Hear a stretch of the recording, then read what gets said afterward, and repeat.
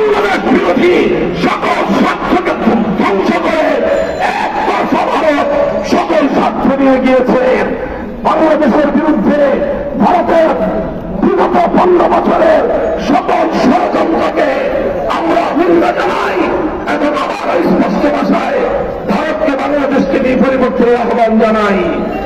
আমি বলতে চাই, পলাতক শেখ হাসিনা, ফাঁসিবাদী শেখ হাসিনা, খুনি শেখ হাসিনা খুন এবং হত্যাকাণ্ডের আসামি। বাংলাদেশের বন্ধু রাষ্ট্রের দাবি করে তুমি বাংলাদেশের এই খুনি আসামিকে মাসের পর মাস করে প্রশ্রয় দিচ্ছ। আবার এখন তোমার কোলে বসে সে বাংলাদেশের ইসলামের পক্ষে সাফাই গায়। বাংলাদেশের মানুষকে এতটা দুর্বল ভাবলে ভুল করবে ভারত। অতীতে আমাদের অনেক ঐতিহ্য রয়েছে, ইতিহাস রয়েছে। আমরা ছোট হতে পারি, আমরা ভীরুকা পুরুষের দল নই।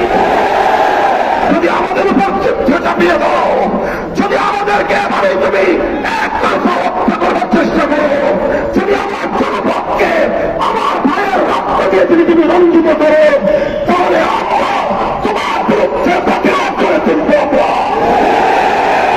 সংগ্রামী সাথী ও বন্ধুগণ, হেফাজতে ইসলাম বাংলাদেশ দেশের সকল ধর্মপ্রাণ মুসলমানদের প্রতি উদাত্ত আহ্বান জানাচ্ছে। শহীদ সাইফুল ইসলাম আরিফের হত্যাকাণ্ড আমাদেরকে স্পষ্ট বার্তা দিচ্ছে। এই হত্যাকাণ্ডের মাধ্যমে বাংলাদেশে নৈরাজ্য সৃষ্টি করে রক্তের হোলি খেলা খেলানো, এটাই হল বাংলাদেশ বিরোধী শক্তির অভিন্ন টার্গেট। কাজেই তাদের এই ষড়যন্ত্র পাতা সাজে আমরা পা দেব না। আমরা কোনোভাবেই সহিংস কোনো কর্মসূচি পালন করব না। শান্তিপূর্ণভাবে টেকনাফ থেকে তেঁতুলিয়ায় আমরা তীব্র প্রতিবাদ এবং প্রতিরোধ আন্দোলন করে তুলব। শান্তি হবে আমাদের হাতিয়ার, ধৈর্য হবে আমাদের সৌন্দর্য।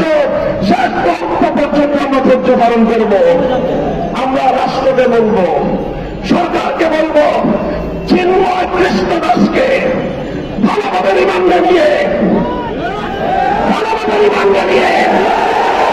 জিজ্ঞাসাবাদ করে বাংলাদেশ বিরোধী ষড়যন্ত্রের তথ্যগুলো তার কাছ থেকে আপনারা উদ্ধার করুন। শেখ হাসিনা তাকে কত টাকা দিয়ে তার সন্ত্রাসী বাহিনীকে দেশের বিরুদ্ধে নিয়ে দিয়েছে সে তথ্য উদ্ঘাটন করুন।